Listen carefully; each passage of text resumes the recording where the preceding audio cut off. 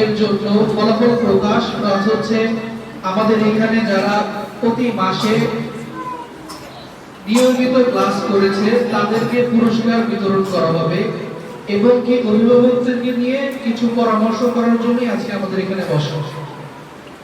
আলহামদুলিল্লাহ আপনারা সবাই এসেছেন, অনেকে আসতে পেরেছেন, অনেকে আসতে পারেননি। তো যারা এসেছেন তাদেরকে মাদ্রাসার পক্ষ থেকে ধন্যবাদ।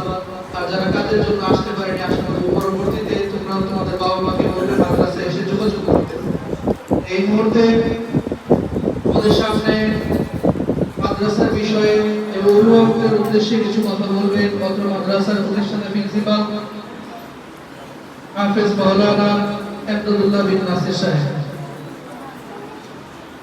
হুজুরের পরই প্রধান অতিথি বক্তব্য ক্লাস হচ্ছে, প্রধান অতিথির মাধ্যমে আমরা পুরস্কার বিতরণ অনুষ্ঠান শুরু করব ইনশাআল্লাহ।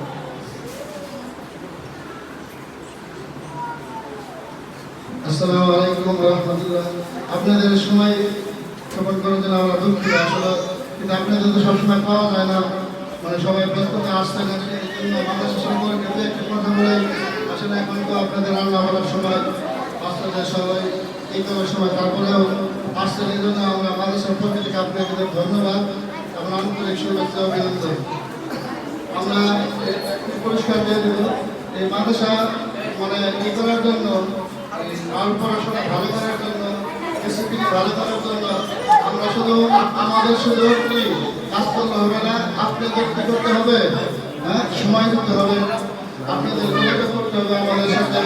কোনো একটা ছাত্রছাত্রী যদি মানুষ হয়, হ্যাঁ আমরা আমাদের ছেলে মেয়েদের জন্য কি করবো, আল্লাহ তাআলা কোরআন শরীফে কি বলছে, হ্যাঁ দোয়া করার কথা বলতে একটা করো না, হ্যাঁ কোরআন শরীফে আল্লাহ তাআলা কি বলছেন।